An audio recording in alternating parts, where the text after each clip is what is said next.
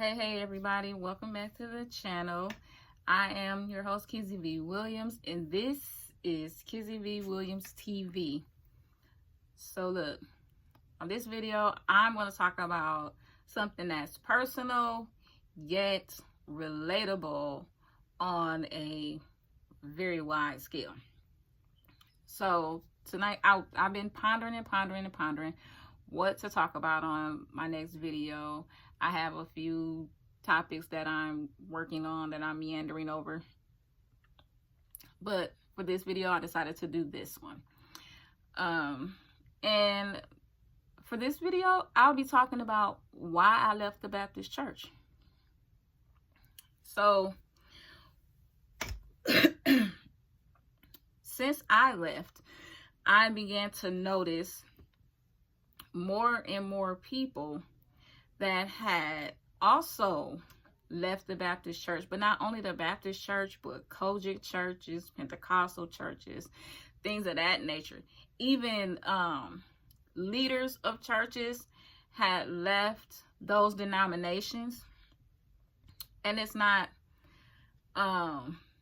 anybody knocking those denominations, at least not that I've seen so far, not anyone that, I've witnessed, that I've spoken to that have left those denominations. Not that they necessarily, down talk those denominations.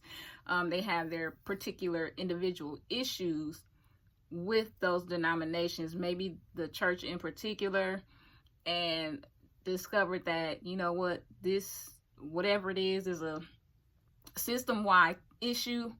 So I'm going to turn it loose.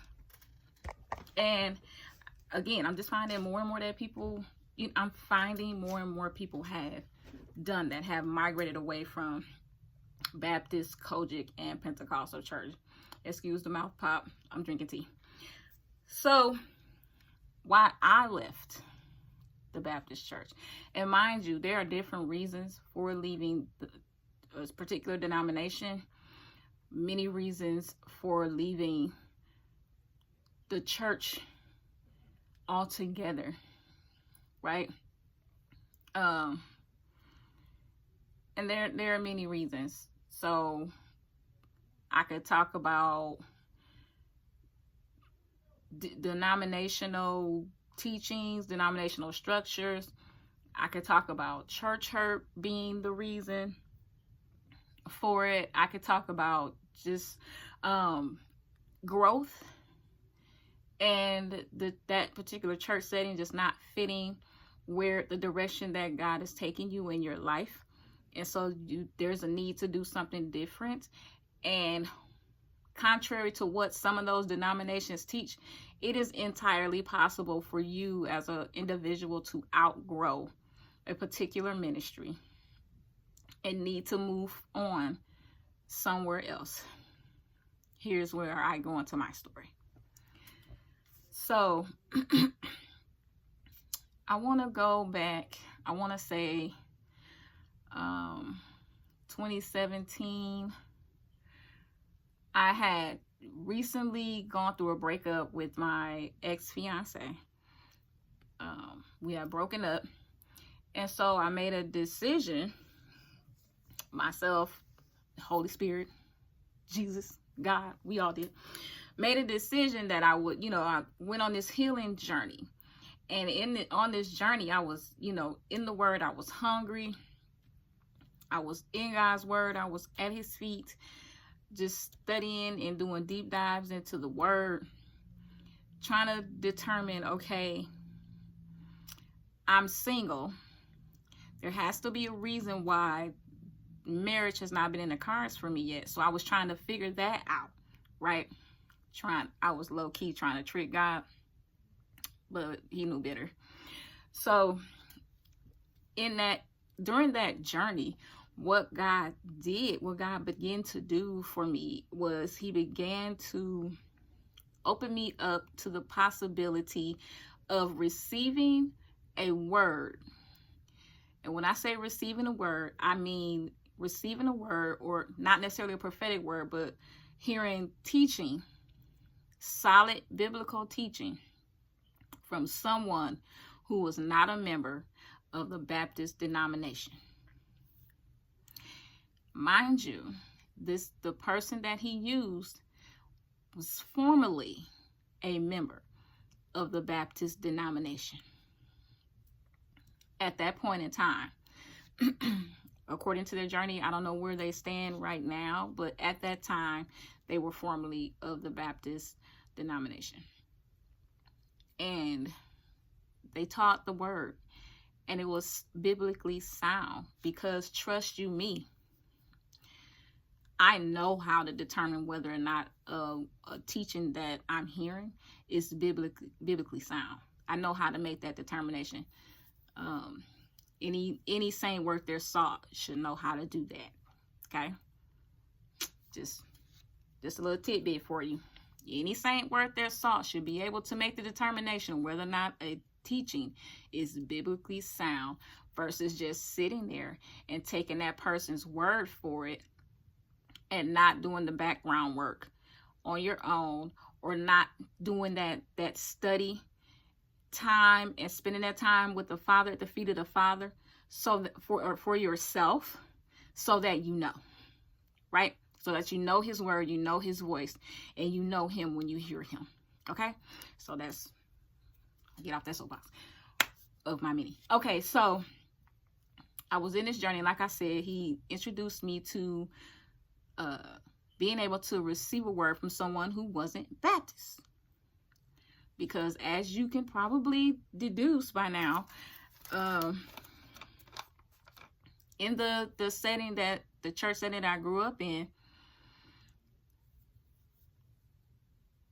if it ain't Baptist, it ain't necessarily right, so to speak. You know what I mean? And each denomination has its little things that they say about the other, because according to, I don't know, the coaches or the Pentecostals, Baptist folks ain't saved, and according to the Baptists, they the ones that got it right, and they going to heaven, and all of that shouting that they do over there ain't cutting it, and all of, so they each have their individual things that they say about the other.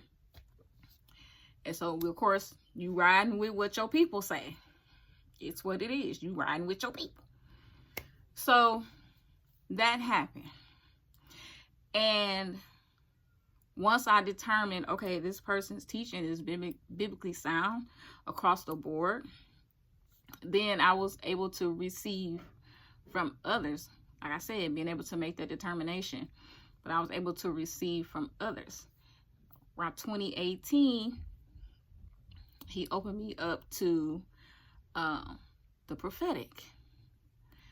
Now, the prophetic was something that in that setting we were kind of cynical of, kind of skeptical of, kind of questioning, like, kind of side-eyed, but the Father opened me up to it. So, and in this process, in me, you know, walking through this healing journey with the Father, and him opening me up to different things and different aspects, different teachings and whatnot. Not saying that the teachings were contradictory to what the teaching that I was getting, but it took me a little deeper, right? It took me a little deeper, and it gave me a little more meat. Okay. So I began to get this sense that something needed to change, something needed to shift, right? And one day, my son, my youngest son, I was getting ready. I was getting dressed. And he said, "Mom, where you going?" I said, "I'm getting ready to go to church." And it was going to be one of those long Saturdays where I would be in the church from sun up to sundown, basically, which is normal when you're on all of the auxiliaries or ministries that I was a part of, right? So his response to me saying I'm getting ready to go to church was, "You always at that church." And it kind of hit me like a gut check right then, but then like it took a while for it to kind of sink in. And having that gut check and having what my son said to me kind of sink in and things of that nature. So I began to, kind of ponder, like, yeah, I am always at this church. I'm always at this church. Not as much as some would like, but I was always there. So in the process of that, in the pondering and things of that nature, I began to get this feeling, like I said, that something needed to change. And I began to feel like, I'm doing all of this stuff in the church, but for what? Like, what am I doing all of this for? What sense does it make? Doing all of this stuff. Is the Father even pleased? Because at this point, I'm doing this stuff, but there's no joy in it for me. I'm feeling like I'm obligated to be there because I'm a part of this ministry. Oh, well, let me go ahead and get dressed and go to this meeting. Absolutely dreading going, because I know when I get there, it's going to be fussing and complaining about the same old things. Getting yelled at and fussed at in the choir because my praise don't look like you think it should look like. Hey, I don't know this song. I'm trying to listen to the words and catch my key, because I'm an alto, but I'm a spirit singer. And if you don't know what a spirit singer is, when you watching the choir on Sunday mornings and you see that person that's kind of looking around trying to figure it out, that's because they don't know what this song is that's being played until you start singing the words. And they trying to figure it out. That's me. I'm a spirit singer. So, excuse me. So, I'm at this point, I'm going through the motions. And I'm trying to figure out, why am I doing all of the stuff that I'm doing? And the more I think about it, the more I ponder on it, I began to get little, like, kind of disgruntled, little despondent a little bit. And again, just questioning why, like, God, are you even pleased with what I'm doing and things of that nature? So it came to a point in time I started feeling like maybe I should, I don't know, maybe I should, just sit out from everything. Maybe just let everything go for a while. I don't know what to make of it. Time goes on.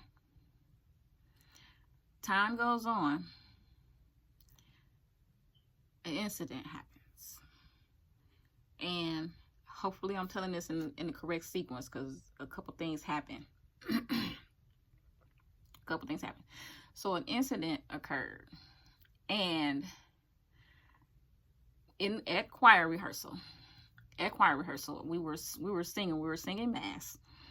And the way it was set up, I was right on the front row, but the musicians were like right off to my right, and they were loud. They were playing, they were doing their thing, but they were loud. And so having to push out all of the air, plus I'm also a person, I have issues with my back. So taking deep breaths, I was kind of restricted in that process of being able to inhale deeply enough to fight off that music coming from the instruments.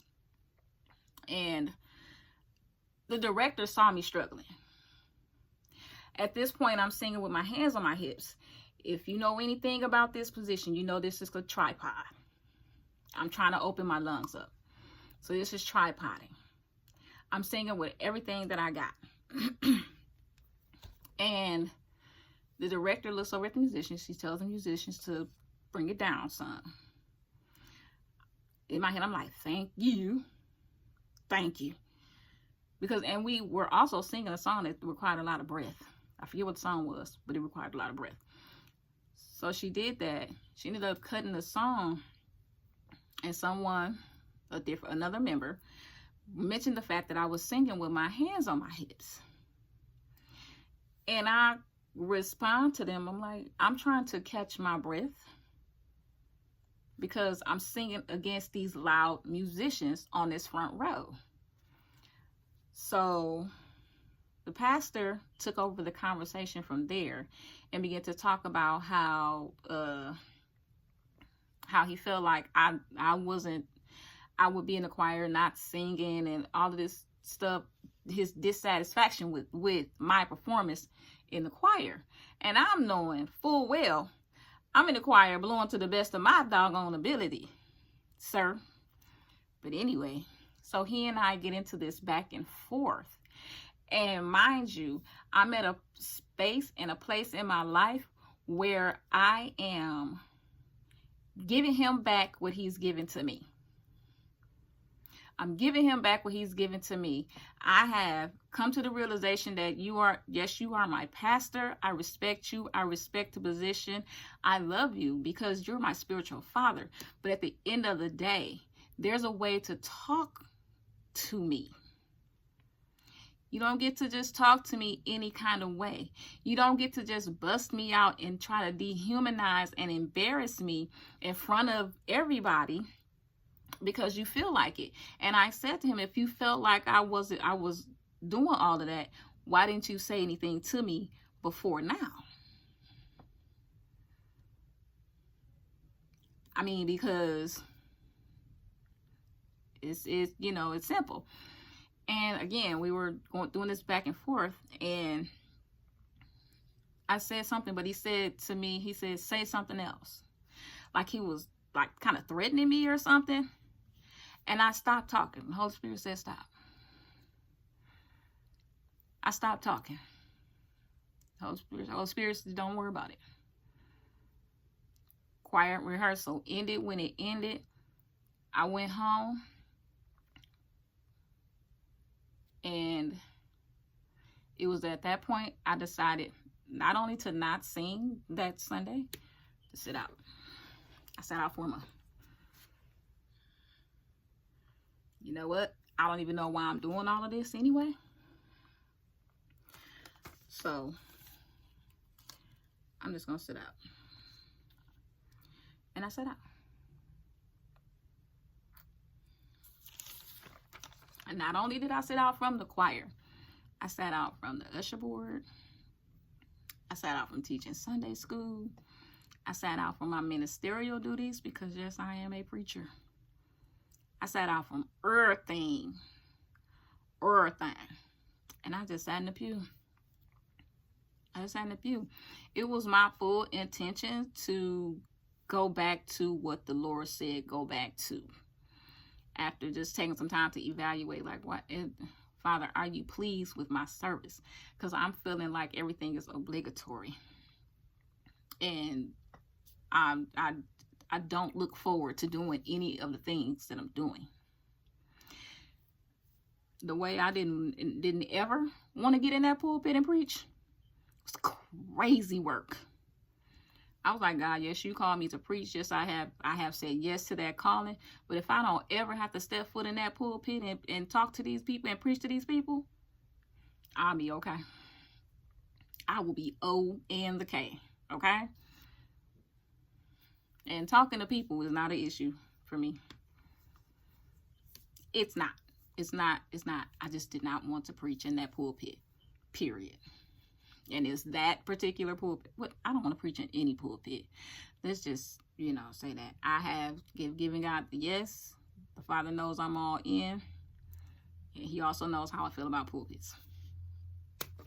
So anyway, so I sat out. Ended up being disciplined for sitting out.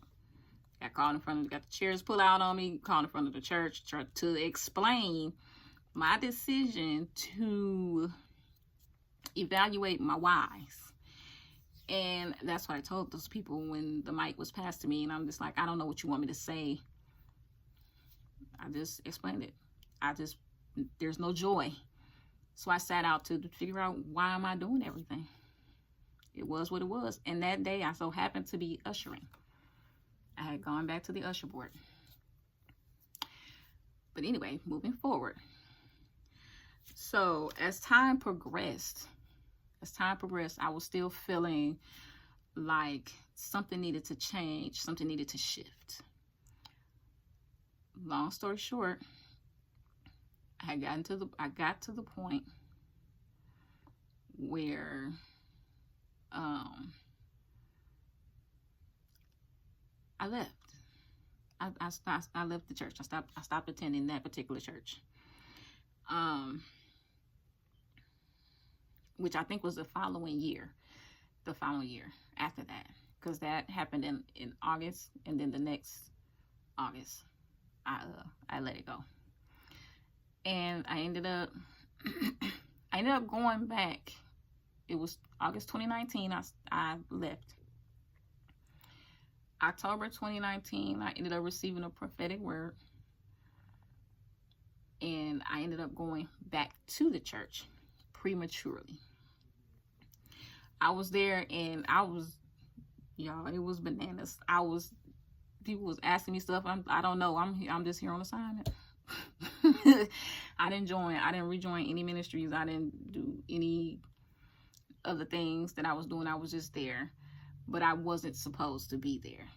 It was a misunderstanding on my part. I was not supposed to be there. So what ended up happening, this was, like I said, 2019. You know, we ended up in COVID. 2020 rolls around. Corona, Digenais virus, shut everything down. Including churches. So everything's virtual now. Which, okay, fine. Including Bible studies. And one particular Bible study, someone was asking a question about the prophetic.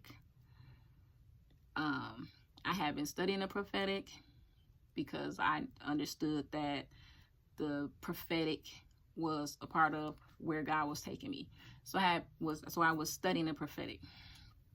Someone asked a question about the prophetic, and you know, they were getting answers, but I chimed in and asked if I could answer the question. Go ahead.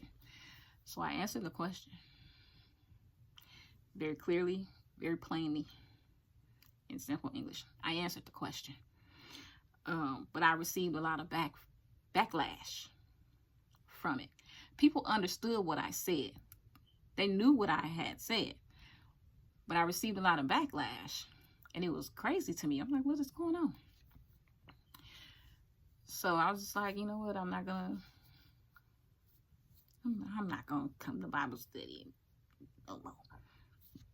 I'm gonna turn Bible study loose, because that's what we doing. I don't need it. That's what we doing. So I ended up going, opening up the Zoom, going in a different Bible study another Friday. Still 2020. I want to say, as a matter of fact, it was July 2020. It was July 2020. I went into another Zoom, Bible study Zoom. And the pastor was talking about, he told single women, he said, single women, stop praying for a husband. And of course, you know, they was like, why they can't, da, da, da, da. And he quoted, he that finds a wife finds a good thing. Okay, that's what it says. It don't say not to pray for a husband, though. It says he that finds a wife finds a good thing and obtains favor from the Lord. So, you know, they were doing the back and forth thing, and they were trying to explain it. And he said, God will not give you what you want simply because you pray for it.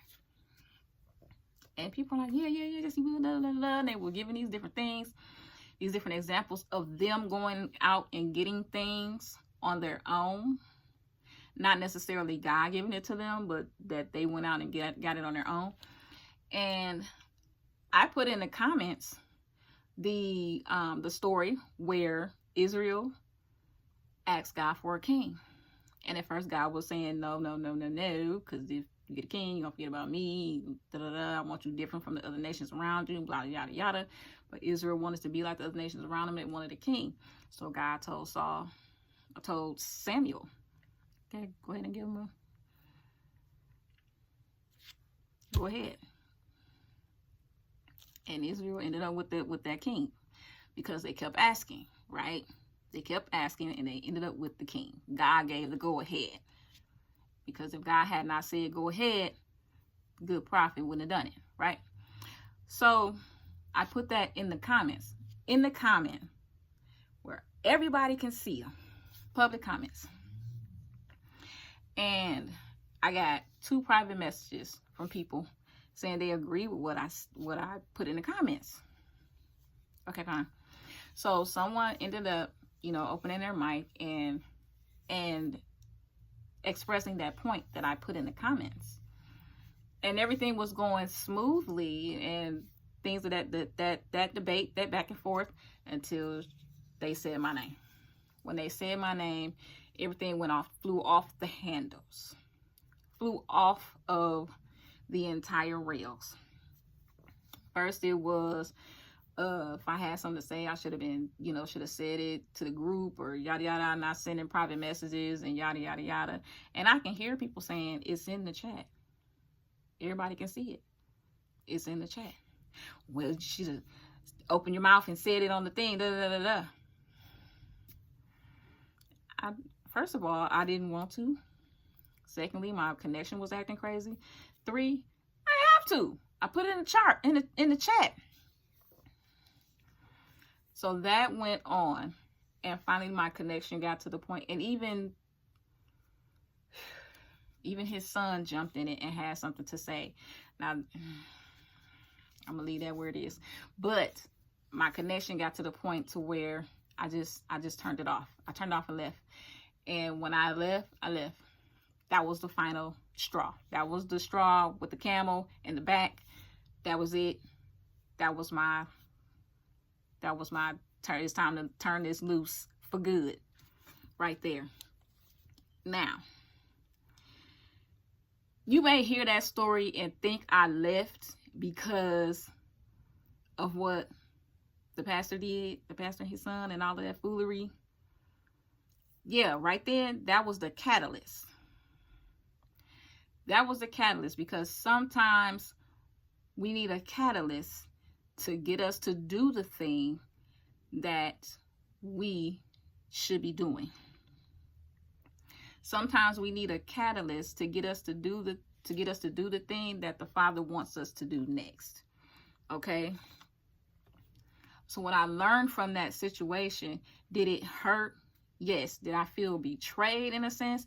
Absolutely, because here you are arguing and yelling at me, arguing a point that doesn't make sense.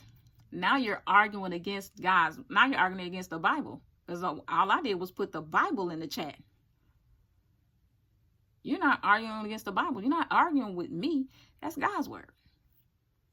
He put that in there. He put that in there for us to read, for us to see, for us to, have that example of human beings relating with their God.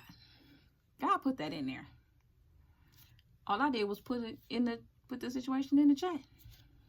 You arguing with him, which is bananas to me. But my little feelings was hurt. And I was like, you know what? That's my last Bible study. That's my last anything with this situation. So I had to, it took about a month. But I had to come to the place to where I could have one final conversation with my former pastor. And I had that conversation. And mind you, I went into that conversation. I knew exactly what he was going to say. I knew exactly how he was going to behave. I knew exactly the way that conversation was going to go. And that conversation went exactly the way I knew it was going to go. 30 years with a person, you learn them. You know their ways. You know what their conversation. You know how they speak. You know how they behave in certain situations. So I knew what the way it was going to go. And it went exactly that way.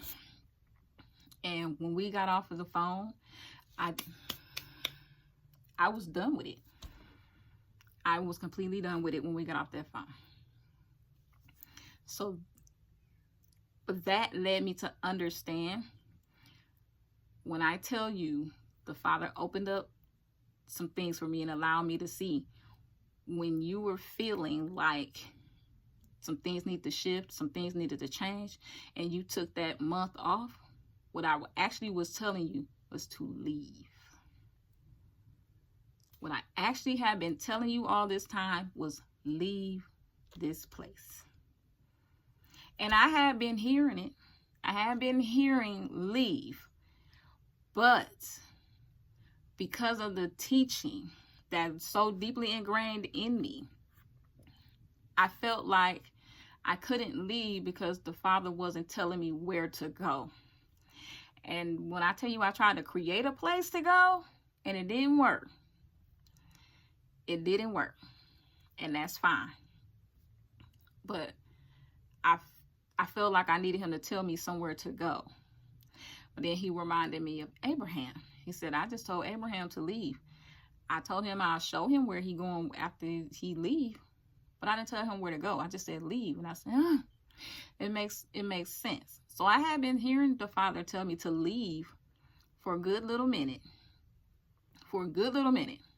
But again, thinking that because I wasn't hearing a specific church to go to, I questioned it and I doubted it. But the Father was actually telling me to leave. So that's why I left that church. That's why I left that church. Here's what the Father said. It's not necessarily that I wanted you to leave that church, just to, leave that church. That church no longer fits the journey that you're going on. It no longer fits where you're going. It served its purpose in its time, but it's time to release it and move forward. Yes, you ended up getting hurt in the process of having to let it go, but you're so loyal that it kind of takes that for you. And I'm loyal to the bone. Okay? So I understood. I wasn't mad. And trust me when I tell you, I'm not even mad at that pastor. I'm not angry at my former pastor. I'm not hurt or any of that. I didn't realize, and speaking of hurt and church hurt, I didn't realize that I was church hurt until I had been gone from that situation for a while. The Father had to open my understanding to it, because I was one of those ones that felt like church hurt wasn't necessarily real until the Father showed me, hey, you actually are church hurt. This is what church hurt actually is, what it looks like, what it feels like. And you have experienced this for over the course of 30 years. It wasn't just one simple incident. It has been incidents over the course of 30 years. You know church hurt personally. So that's what led to my book, Healing Circle, Repairing the Harm of Church Hurt, is the Father revealing to me my own church hurt and putting the desire in me to help other people who have been church hurt, who are church hurt, who are being church hurt. Okay, but not only us, but those who are doing the hurting. The church as a whole is for the church as a whole, and it's not anything that's damning or putting a church down or putting any church down in particular. It's not. It's actually a healing book. It's an uplifting book. It is a guide to actually repairing the harm of church hurt. And if you read it, you'll understand. I do use my story. I use parts of my story to, show. I use stories in the Bible to demonstrate church hurt, because stuff in the Bible actually is happening in churches today. There's nothing new under the sun. Things that occurred in the Bible can be seen in churches today, and it results in church hurt. There's primary church hurt. You, the individual yourself, you suffer it. But then there's secondary church hurt. Like someone else sees what happens to you, and they're like, oh my God, something happens to you, and your children are affected by it. Secondary church hurt. So it's a broad scale, and those who the proponents against church hurt, they're proponents against church hurt because they really don't understand what church hurt is, and probably more than likely are church hurt themselves and are hurting others, because I've hurt other people. You know how? Doctrinal teachings and my personality, because sometimes, yep. So, sorry guys, I kicked my camera. But so that happens, right? And again, I didn't understand that I was church hurt until some time after I had, released that church situation. So I'm gonna adjust my camera just a little bit. There we go. So that's why I left that church. That incident in particular led me to leave that church, but I was needing to leave. I had been instructed to leave because it was just time for me to leave that ministry as a whole. Okay? It was time in my journey for me to leave. And again, starting back in 2017, when the Father showed me that I could receive a word from someone who wasn't Baptist, all the way up to the time I left, like it was seeds that the Father was planting, so that when I actually did leave, it was a little bit of an easier transition. So here's why I left the Baptist church. I told y'all I was doing deep dives in the Bible, studying and reading and spending time at the Father's feet and things of that nature. So after leaving and doing more study and doing more deep dives, the Father began to, open me up to deeper things in his word. And not that they weren't already there. It's just, I'm going to say this, and I don't mean any offense by it, by whoever sees this, but I have been receiving surface level teaching, so I had been taking deeper than what was on the surface, right? So that's what it was. And so coming to terms with things and learning different things, unlearning things, I went through a process called Bible detox. And man, oh man, I'll talk about that in a different video. But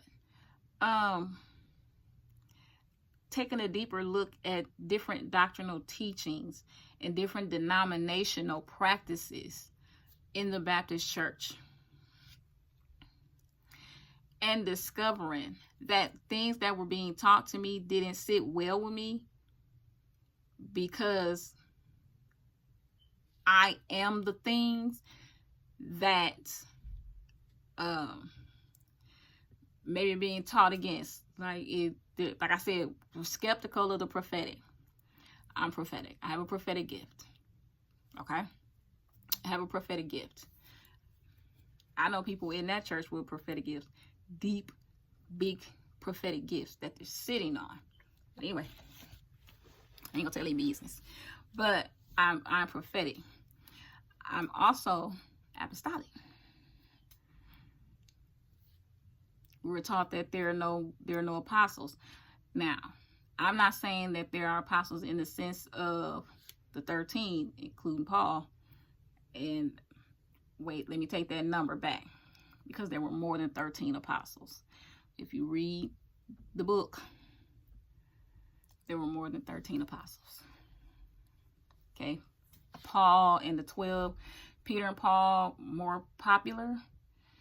But there were more than 13 apostles.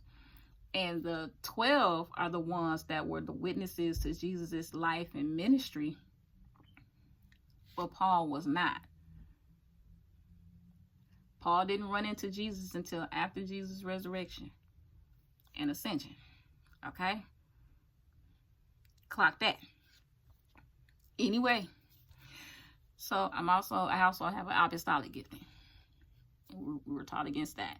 So the certain teachings and things of that nature, I am, and I had to come out of come from under that umbrella to be able to embrace who I am, to be able to embrace the journey that the Father's taking me on, to be able to embrace the trajectory that my life is going in now.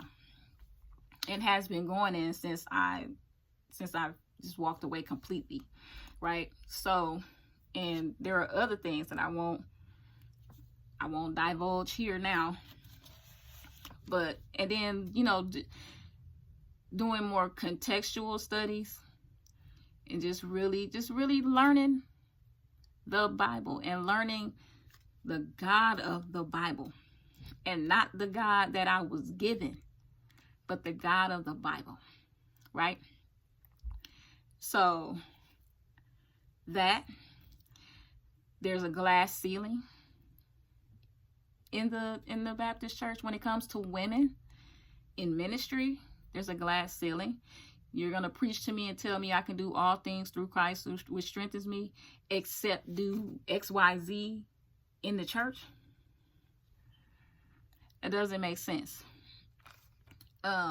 Also, having my gifts relegated to the four walls of the church. For a long time, I sat in that church and I felt like I need to be outside, not outside, like outside, but I need to be shaking and baking outside the four walls of the church. But we were taught that we need to use everything in the church. And I've come to learn that we aren't for the church. We weren't created for the church. The church was created for us, to equip us, to train us, to go out and do the work of ministry, right?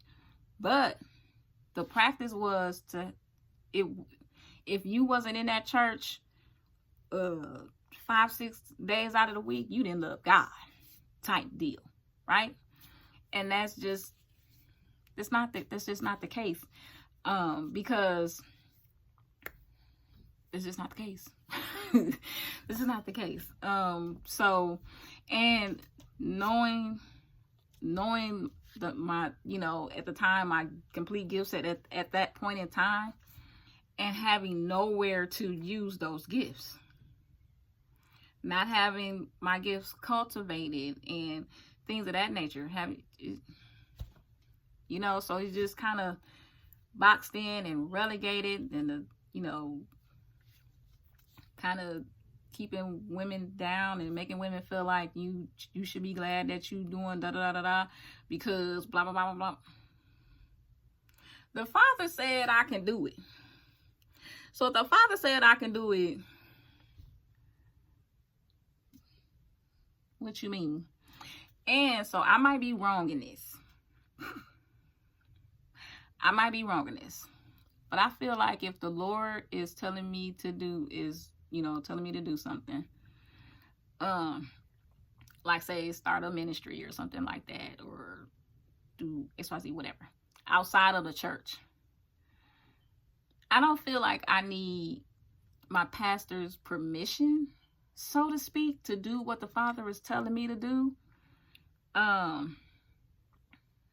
Not necessarily acting alone or, you know, just, you know, dishonoring the leader of the house, but not necessarily asking for permission.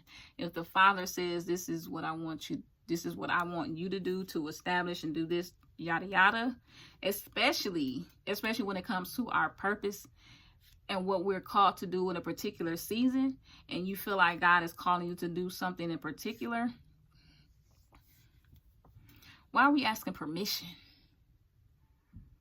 And even from our spiritual leaders, why are we asking permission? The conversation should go, okay, this is what I feel the Father is leading me to do.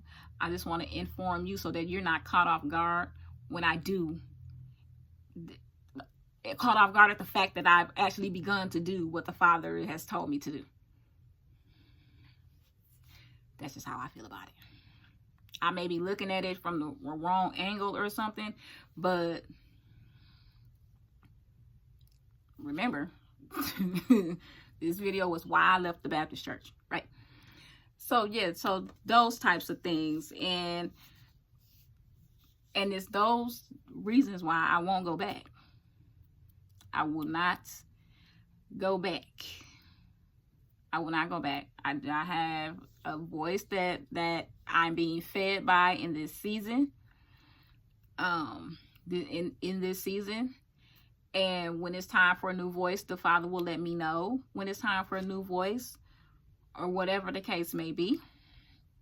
But for now, the voice that I have that's feeding me in this season, that's the voice for me in this season, right? And I've learned a lot since 2021. I've learned so very much, so very much, and grown exponentially. I've grown exponentially. And again, now I'm not knocking the Baptist church.